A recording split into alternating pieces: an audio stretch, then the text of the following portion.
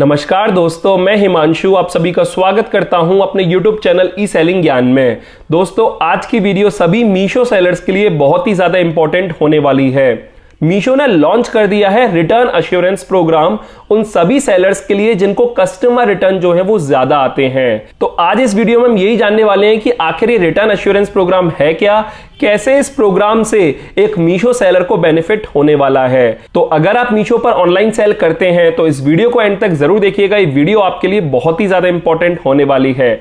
तो बिना देरी करे वीडियो को आप शुरू करते हैं। दोस्तों, रिटर्न अश्योरेंस प्रोग्राम के आर्टिकल का लिंक मैं इस वीडियो के डिस्क्रिप्शन में दे रहा हूं, आप जाके चेकआउट कर सकते हैं। लेकिन मैं आपको ब्रीफ में एक बार समझा देता हूं कि आखिर ये रिटर्न अश्योरेंस प्रोग्राम हम मीशो सेलर्स के लिए कैसे बेनिफिशियल साबित हो सकता है। देखिए, मेनली सबसे पहले तो आप ये समझ लीजिए, ये रिटर्न अश्योरेंस प्रोग्राम में ऑप्ट इन सिर्फ उन्हीं सेलर्स को करना चाहिए जिनके कस्टमर रिटर्न जो है वो काफी ज्यादा आते हैं। एक चीज ध्यान रखिएगा, मैं कस्टमर रिटर्न की बात कर रहा हूं, कोरियर रिटर्न की बात नहीं कर रहा, मैं आरटीओ की बात नहीं कर रहा। कोरियर रिटर्न अगर आपको ज्यादा भी आते हैं तो भी आपको पता है कोई शिपिंग फीस आपको मीशो को नहीं देनी पड़ती है। तो इसलिए रिटर्न अश्योरेंस प्रोग्राम का कोरियर रिटर्न से कुछ भी लेना देना नहीं है। कस्टमर रिटर्न में आपको पता है आपको फॉरवर्ड शिपिंग फीस और रिवर्स शिपिंग फीस दोनों पे करनी पड़ती है।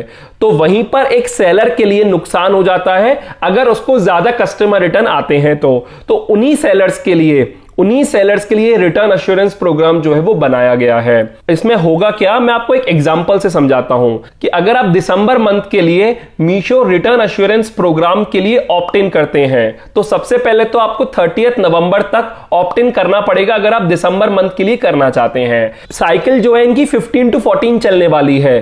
तो अगर आप दिसंबर मंथ के लिए कर रहे हैं तो 15 अक्टूबर से 14 नवंबर तक का कंसिडर किया जाएगा, एक महीना। इस एक महीने में आपको जितने भी कस्टमर रिटर्न आए हैं वो आपका एक मैक्सिमम रिटर्न परसेंट सेट हो जाएगा दिसंबर मंथ के लिए। मतलब मान के चलिए कि 15 अक्टूबर से 14 नवंबर के बीच आप 100 ऑर्डर डिस्पैच करते हो और 10 ऑर्डर एज कस्टमर रिटर्न आपको वापस मिल जाते हैं। तो आपका जो कस्टमर रिटर्न परसेंट हुआ वो कितना हुआ, 10% हुआ। 10% हुआ।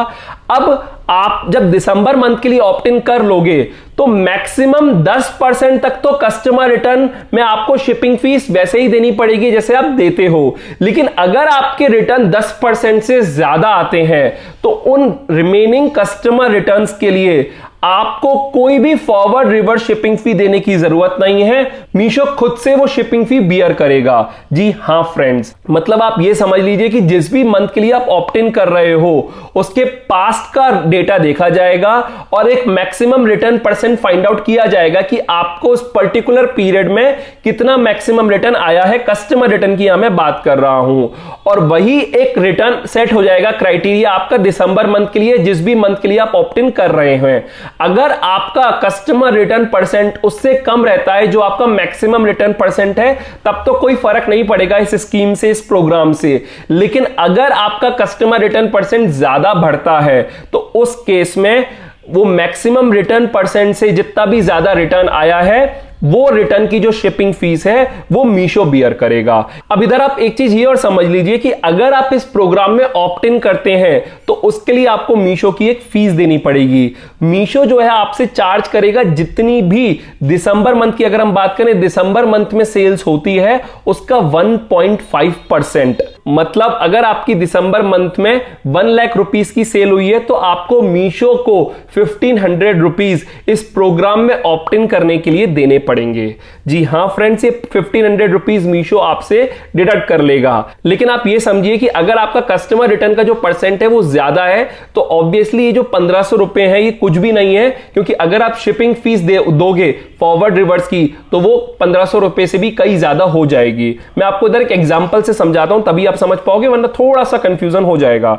देखिए, यहां पर मैं आपको दो केसेस बताऊंगा। पहले केस 1 लेते हैं जहां पर मैंने दोनों ही सिनेरियो लिए हैं कि अगर सेलर रिटर्न अश्योरेंस प्रोग्राम में ऑप्ट इन करता है तो क्या होगा और अगर सेलर रिटर्न अश्योरेंस प्रोग्राम में ऑप्ट इन नहीं करता है तो क्या होगा। अब देखिए, सेलर ने मार्च के रिटर्न अश्योरेंस प्रोग्राम में ऑप्ट इन किया है, ठीक है। तो यहां पर जो डेटा कंसीडर किया जाएगा वो 15 जनवरी से 14 फरवरी तक का कंसीडर किया जाएगा और उसमें सेलर के जो कस्टमर रिटर्न है वो 10% है। ठीक है। अब टोटल ऑर्डर जो मार्च में डिलीवर हुए हैं वो 1000 ऑर्डर डिलीवर हुए हैं और जो सेल रेवेन्यू है पर ऑर्डर की वो 100 रुपीज है। तो टोटल सेल कितनी हो गई 1000 इंटू 100 यानी कि 1 लाख रुपीज। तो 1 लाख रुपीज के हिसाब से जो फी चार्ज करेगा मीशो रिटर्न एश्योरेंस प्रोग्राम में ऑप्ट इन करने के लिए वो 1.5% ऑफ 1 लाख रुपीज करेगा यानी कि 1500 रुपीज वो करेगा, ठीक है। अब अगर सेलर के मार्च मंथ में जो रिटर्न आते हैं कस्टमर रिटर्न वो 15% आते हैं, वो 15% आते हैं, ठीक है। और रिटर्न शिपिंग फी यानी कि फॉरवर्ड और रिवर्स शिपिंग फी जो टोटल पर ऑर्डर लग रही है वो 120 रुपीज लग रही है। तो यहां पर जो रिटर्न शिपिंग फी सेलर को पे करनी पड़ेगी वो कितनी करनी पड़ेगी, वो 15% के हिसाब से नहीं करनी पड़ेगी, वो 10% के हिसाब से करनी पड़ेगी, क्योंकि मैंने आपको बताया यहां पर सेलर ने रिटर्न एश्योरेंस प्रोग्राम में ऑप्ट इन कर लिया है और मैक्सिमम रिटर्न जो कैप्ड है वो 10% पे है। तो जो 5% रिमेनिंग ऑर्डर्स जो कस्टमर रिटर्न के फॉर्मेट में मार्च में सेलर को वापस आए हैं उस पे मीशो सेलर से शिपिंग फी जो है वो चार्ज नहीं करेगा। तो यहां पर अगर आप देखोगे रिटर्न शिपिंग फी जो सेलर को देनी है वो 12,000 रुपीज है। तो 12,000 तो रिटर्न शिपिंग फीस के हो गए और 1500 रुपीज इस प्रोग्राम में ऑप्ट इन करने के हो गए। तो टोटल जो पेमेंट हो गया वो 13,500 रुपीज हो गया। वहीं अगर सेलर रिटर्न एश्योरेंस प्रोग्राम में ऑप्ट इन नहीं करता तो उस केस में उसे 15% ही देना पड़ता।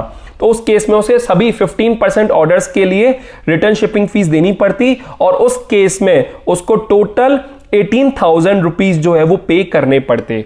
उस केस में उसे 18,000 रुपीज मीशो को पे करने पड़ते। तो जो बेनिफिट है सेलर का इस प्रोग्राम में ऑप्ट इन करने के बाद वो 18,000 में से अगर हम 13,500 रुपीज माइनस कर दें तो ये 4,500 रुपीज का हो गया। और ये तो तब है जब सेलर की सिर्फ 1 लाख रुपए की सेल हुई है महीने में। अगर आपकी 5 लाख और 10 लाख रुपए की सेल है तो ये जो डिफरेंस भी है ये भी काफी बढ़ जाएगा।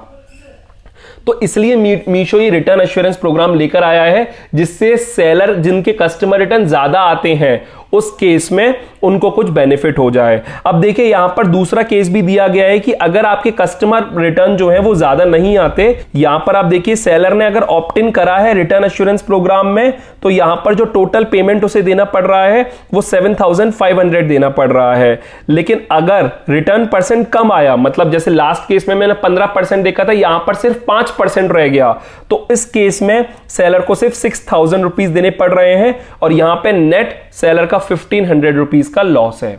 यहां पर नेट सेलर का 1,500 रुपीज का लॉस है।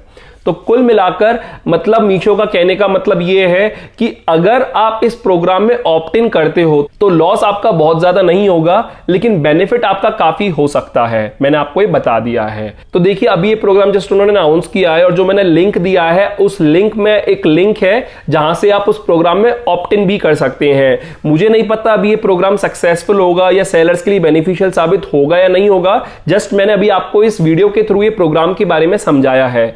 अभी भी अगर आपको कोई डाउट है तो प्लीज बताइएगा। मुझे पता है इसमें और डिटेल्ड एक्सप्लेनेशन चाहिए क्योंकि मीशो ने इस प्रोग्राम में बहुत ज्यादा क्लैरिटी नहीं दी है, लेकिन टाइम के साथ हमें समझ में आ जाएगा और मैं आपको और इसके बारे में डिटेल वीडियो बनाकर बता दूंगा। लेकिन इस वीडियो का मोटिव ये था कि आपको एक हिंट देना कि आखिर रिटर्न एश्योरेंस प्रोग्राम वर्क कैसे करेगा और अगर आपके कस्टमर रिटर्न ज्यादा आते हैं तो आप ऑप्ट इन कर सकते हैं। तो बस इस वीडियो में इतना ही। उम्मीद करता हूं आपको वीडियो अच्छी लगी होगी और हेल्पफुल रही होगी।